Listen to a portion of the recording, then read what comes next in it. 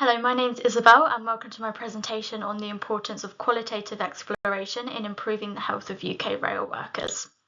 So a little bit of background. We know that there's a high prevalence of health issues amongst rail workers and in England at the moment in general. So the British Heart Foundation have recently reported that the number of people dying before the age of 75 in England from heart and circulatory diseases has risen to the highest level in 14 years. And this is reflected in the rail industry at the moment. So the one UK rail company that this study is focusing on found that during health checks, 47% of employees were obese and 45% had hypertension. So some really high numbers there as well. And this is likely contributing to the high sickness absence rates found in rail. So at the moment, lost time rate is at 4.07%, which is 1.6 times higher than the national average. And this is based on the last report from RSSB's Health Insights platform. We know that work can be a good place for health promotion activities, but there can be some challenges with this within the rail industry due to the nature of the work, involving things like shift work, poor environments, predominantly being male dominated, which can lead to a reluctance in seeking health support. And this highlights the need for these deeper insights through qualitative analysis to understand health outcomes and create some effective health interventions.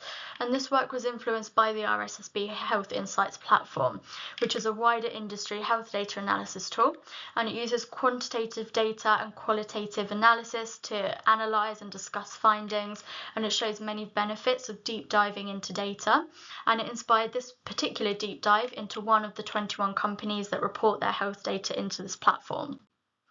So there were three main objectives here. The first was to develop an understanding of the contextual factors which influence the behaviours of rail workers.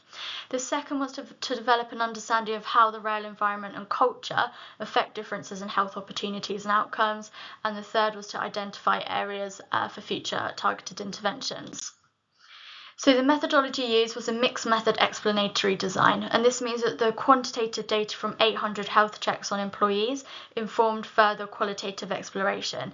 And this was in the format of semi-structured interviews on 15 employees, where the interview guide was developed based on the quantitative findings and also qualitative observations on the environment and the culture on 28 different sites using observation notes. The data was then analysed using a thematic framework, and a cross-case joint display was used to compare the qualitative data with the quantitative scales to explore the influence of the environment and cultural factors on health outcomes, and that contained rows for each quantitative variable and then the corresponding qualitative findings. So there were four key themes that affected health outcomes that were identified. The first was facilities, so we knew that there were higher obesity levels in operational staff, but the quantitative analysis found that this may be made worse due to the poor canteen options. So there were very large portions, there were no healthy snacks and vending machines, and this is particularly important in depots where there's no other healthy available options nearby. The second was shift patterns, so health challenges varied between sites, job roles, shift patterns.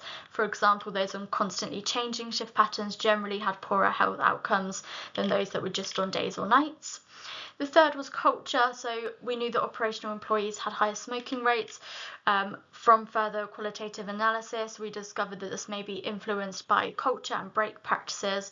So the culture allowed for more breaks for those who smoked, and also those who smoked at work didn't always smoke at home.